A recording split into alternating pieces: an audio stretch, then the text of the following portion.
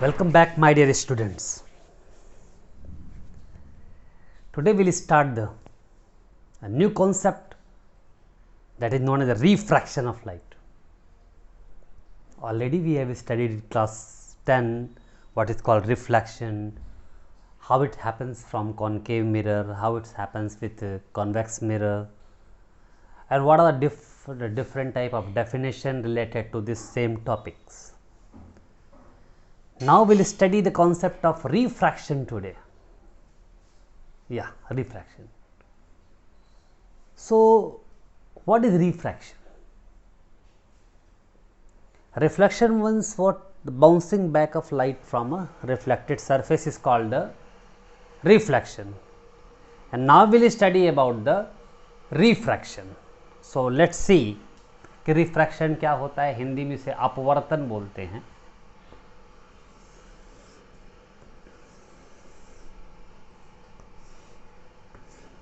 When light passes from one medium to another, suppose that N1 and N2, this is known as a rarer medium and this is the denser. Okay. When light passes from one medium to another, it may be from rarer to denser or denser to rarer, that depends. When light passes from one medium to another, it always bends from its path. Suppose the light is going from rarer medium to denser medium. So, this is I and this is R. Light should have gone straight, but it has bends towards the normal. पहली बात सब लोग समझिए इसको क्या बोलते हैं. It is called incident ray.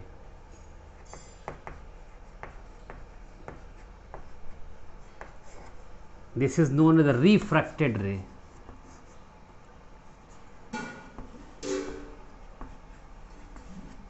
And this is known as the normal.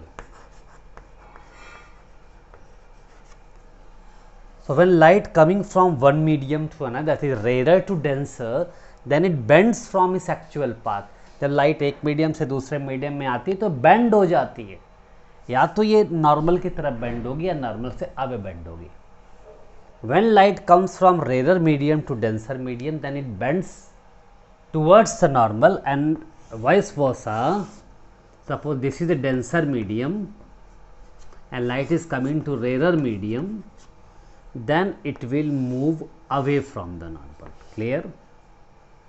It should have gone straight, but this is I and R become bigger. So, what is the phenomena of refraction? When light passes from one medium to another, it bends from its path. This phenomena is called the refraction of light, and bouncing back from the reflecting surface is known as what? Reflection of light.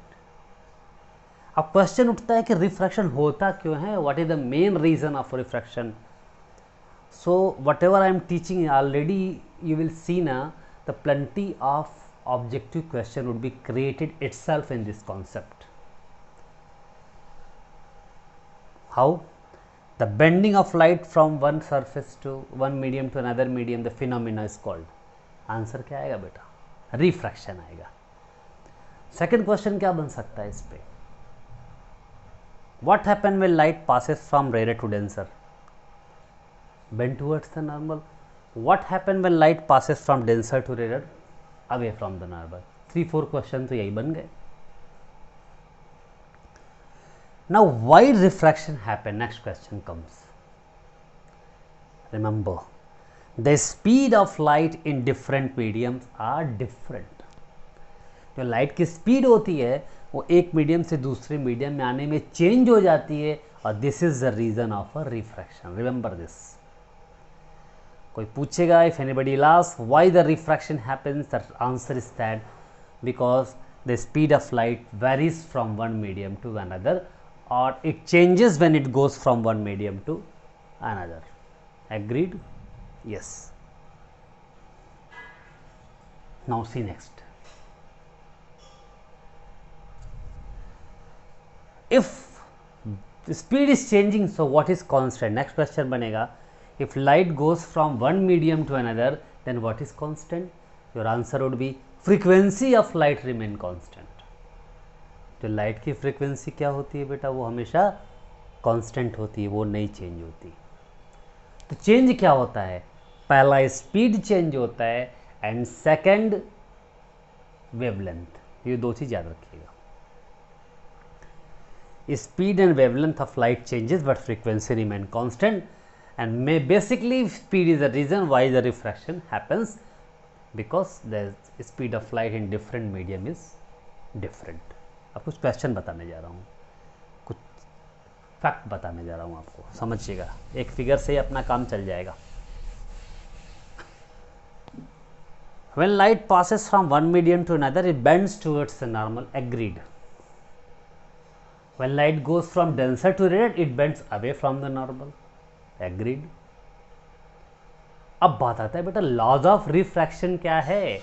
आपको एक law सामने ही दिखता है, incident ray, this normal and refracted ray at a point of incidence line lies in same plane. Incident ray, refracted ray, normal तीनों क्या है, same plane में। वहां भी ये था, वहां अंतर क्या था, रिफ्रैक्टेड रे की जगह रिफ्लेक्टेड रे था। फर्स्ट लॉ नो चेंज, या second law is change. Second law is also known as Snell law. Which law, second law is known as Snell law. What is the formula, sine i upon sine r is equal to constant and that constant is known as n, refractive index.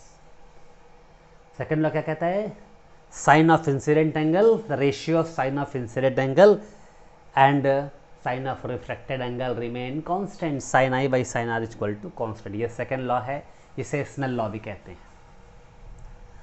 ये n क्या है, यानी refractive index जो constant है। अब question आती है इस पे कि now refractive index, how we will define that n as a refractive index. याद रखना बेटा, n is defined as c upon v, speed of light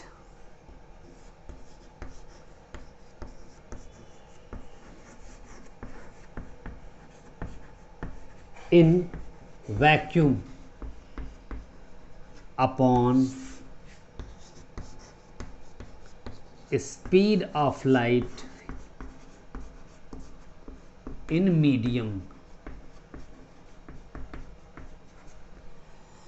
So what is refractive index? Refractive index is defined as c upon v. c क्या है, speed of light in vacuum and speed of light in medium.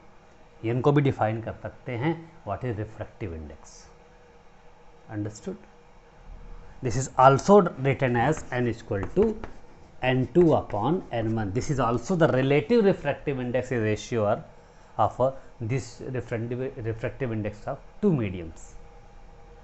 Clear? अब आगे समझना, n is equal to n2 upon n1 भी कहते हैं। कुछ questions यहाँ आते हैं, ऑब्जेक्टिव यहीं पर बनेगा, देखिए कैसे बनेगा। Should I raise it? Yes.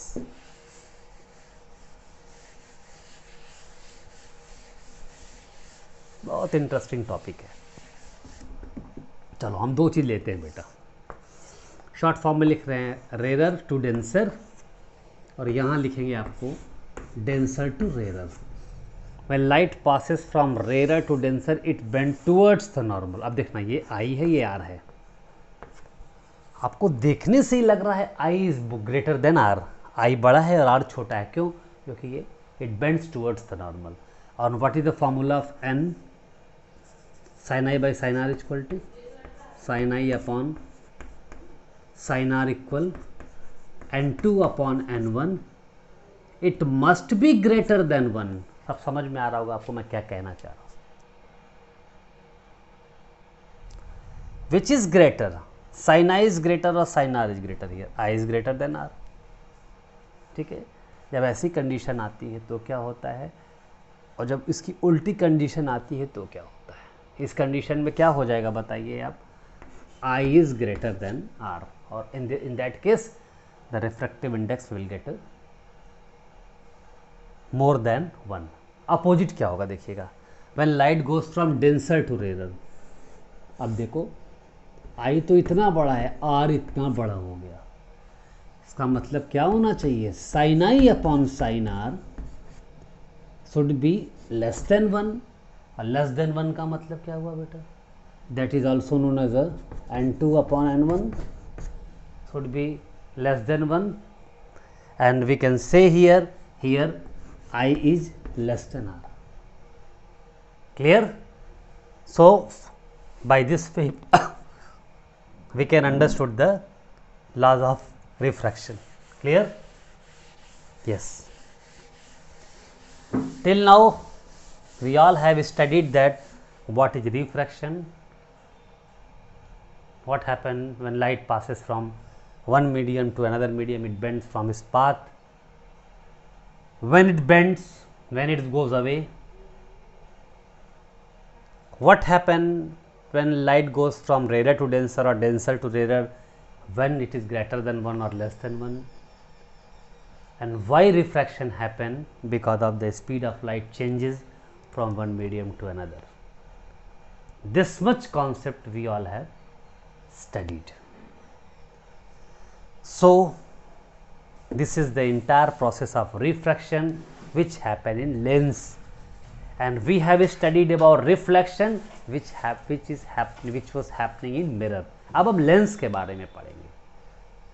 कई लोग चश्मा भी लगाते हैं, वो देखे होंगे लेंस क्या होता है, मोटा सा होता है. तो what is lens? Lens is a transparent bounded medium. Okay, transparent bounded medium होता है जो दो सरफेस से क्या होता है, घिरा होता है. Lens is made of transparent bounded medium, okay, which is enclosed by two surfaces, and lens is a part of a solid sphere of glass. याद रखना, मिरर किसका पार्ट होता है, हॉलो स्फेयर ऑफ ग्लास, और lens किसका part होता है, solid sphere of glass. Clear? अगर लेंस इस तरह है, when in middle it is thick and at a corner it is thinner. बीच में मोटा है, किनारे में पतला है, क्योंकि उठा हुआ है, इसीलिए इसको बोलते हैं convex lens. When it is like that, thin in between, देखो पतला है बीच में, and thicker at edges, it is known as a concave lens. Similar way, thicker in middle convex, and thin in middle, it is known as the concave. Sorry. So we have studied about convex lens and concave lens. Now we will study few definition regarding lenses. As we have studied few definition about the mirror, similarly we will study the few definition about lenses. Very interesting definition. देखो जरा ध्यान से. A point which is lying generally exact at the middle of a mirror, that a lens, that is known as the optical center. It is known as the optical. But when you will go in higher class, you will get different definition of this. When light goes here from rarer to denser, ध्यान देखना, rarer से denser में जाएगी, ये क्या होगी, refract होगी, फिर इमर्ज होगी. तो ये रिफ्रैक्टेड रेज प्रिंसिपल एक्सिस को जहाँ पे मिलती है लेंस के अंदर, उसे भी ऑप्टिकल सेंटर कहते हैं. तो ये हायर डेफिनेशन कुछ है. आपके लिए यही होना चाहिए कि लेंस के मिडिल में जो एक अंदर पॉइंट होता है उसको ही हम ऑप्टिकल सेंटर कहते हैं. When you will go in 11th 12th class, तो ये कंडीशन होगी. Incident ray rare to denser refract होगी, फिर इमर्जेंट होगी. तो प्रिंसिपल एक्सिस को जहाँ पे ये मिलेगी उसी को हम क्या बोलेंगे, ऑप्टिकल सेंटर बोलेंगे. चलिए कोई बात नहीं, अब अपने जानकारी अनुसार आप पढ़िए. अभी when you will go in higher class you will study more in that. Okay, this is optical center. Now comes principal axis. Imagine the line which is passing through this optical center and it is perpendicular to these two planes. क्या है ये? Imagery line है जो optical centre से पास हो रही है और साथ ही साथ क्या है, इस प्लेन के परपेंडिकुलर भी है. इसको हम क्या बोलते हैं? Principal axis. अब देखना जरा, इसके दो कर्व हैं. इस कर्व का सेंटर किधर होगा? इस साइड होगा. इस कर्व का सेंटर किधर होगा? इस साइड होगा. This is known as the centre of curvature. Means the lens which is made of which sphere, their center would be known as a center of curvature. It will have a two center, so it will have a two center of curvature. इस surface का इस side, इस surface का इस side. Clear? अब बात आती है फोकस और फोकल लेंथ की. What is called focus and focus length? ध्यान से देखना. The ray which is going parallel to the principal axis, जो भी रे प्रिंसिपल एक्सिस के पैरेलल जाती हैं, after being refracted they meet at a point on principal axis. वो क्या करती है? प्रिंसिपल एक्सिस से पर एक पॉइंट पर सब जाके कन्वर्ज हो जाती है, मिलती हैं. इसीलिए इस लेंस का नाम क्या है? Convergent lens. That's why this lens is also known as a convergent lens. So convex or convergent, both are same. So what is called focus? All the rays parallel to the principal axis after being refracted meet to a point on focus. That point is known as the focus. All the parallel rays after being refracted, they converge at a point on principal axis. That point known as the focus. बेटा ये, और जिस optical centre से इस focus तक की length को हम बोलते हैं फोकल लेंथ. वहाँ कहाँ से मेज़र करते थे? पोल से. यहाँ कहाँ से मेज़र करेंगे? ऑप्टिकल सेंटर से. ये तो बात बेटा कॉन्वेक्स लेंस की थी. चलो बात कर लेते हैं हम कॉनकेव लेंस की भी. वहाँ कैसे डिफाइन करेंगे? So this is concave lens. Clear? Every definition is same. Center of curvature, pole, optical center, and everything is same. But what is change you will see. जरा अलग है बेटा. A ray which is going parallel to the principal axis. चलो दो तीन raise हम ले जा रहे हैं parallel to the principal axis. After being refracted ये क्या हो जाएंगी? ये डाइवर्ज हो जाएगी, कन्वर्ज नहीं होंगी. और पीछे लाने पर ये यहाँ मिलेंगे ऐसे. अब डिफाइन कैसे करेंगे बेटा? All the rays parallel to the principal axis after being refracted seems to diverge from a point. इस पॉइंट से क्या दिख रही हैं? सब डाइवर्ज हो रही हैं.